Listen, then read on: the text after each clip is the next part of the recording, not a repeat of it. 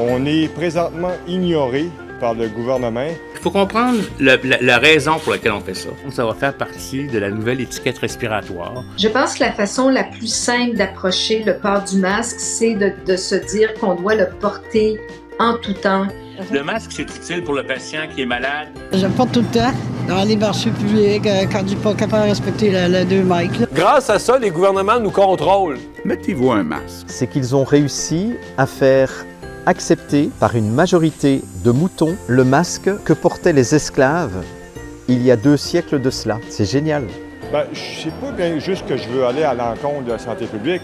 Mais présentement, là, c'est plus à l'encontre de fermer mon commerce présentement. Là. En termes juridiques, ce serait excessivement contestable. C'est d'un absurde total. Des études démontrent que ça sauve des vies. Là. Il y a 2 médicaments qu'on a testés qui marchent.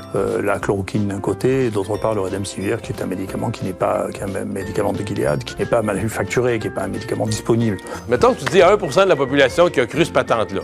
Pauvres autres. C'est un peu triste en même temps pour eux, mais qu'est-ce que tu veux? Ils croient. C'est une morale qui va tomber, rendu à notre âge, c'est pas bon. Vous allez déprimer. Quand vous rentrez dans les commerces et les épiceries, suivez docilement le sens des flèches par terre à l'épicerie pour ne surtout pas croiser de moutruches et ainsi vous éviter de subir l'humiliation de vous faire reprocher de ne pas être dans le bon sens. Le port du masque en lieu public, là, on ne sait pas comment, c'est ridicule. Le Japon, là, ça fait des millions et des millions de personnes pour seulement 800 morts.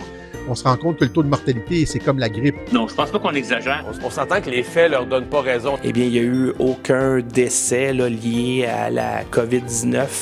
I'm serious. Very serious. Arrêtez de croire là, toutes les photos de salles vides que vous voyez. Là, si le gouvernement dit que les hôpitaux sont engorgés puis que les médias de masse vous disent que les hôpitaux sont engorgés, ben c'est parce que c'est vrai. Faites ce qu'on vous dit. On continue de se conformer. Dans le fond, c'est une 3e vague qu'il va y avoir. Là. Continuer d'obéir à toutes les consignes. Merci beaucoup. Bonne journée. C'est de maintenir la discipline exceptionnelle. On a vécu le SRAS à Toronto. De la discipline à laquelle on va continuer de se soumettre. Vous devez savoir que depuis le mois de janvier, je travaille jour et nuit. Je leur demande de continuer d'être obéissants et de se conformer aux directives de santé publique.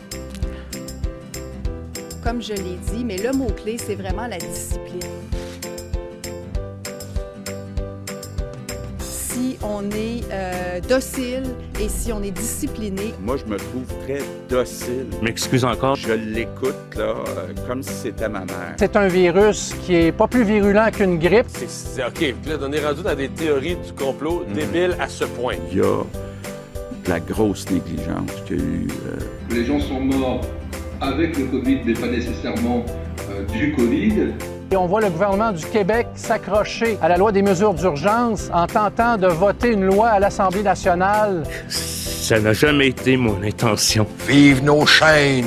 Vive nos chaînes! Faites semblant de vous spoucher du désinfectant à main et frottez-les vigoureusement en prétendant être réellement préoccupé par l'aseptisation à outrance de tout ce qui nous entoure. Ça vous empêche de tuer toutes les précieuses bactéries sur vos mains.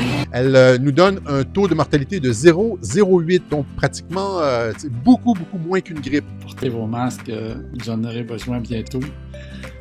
Très bientôt et très besoin. Bye.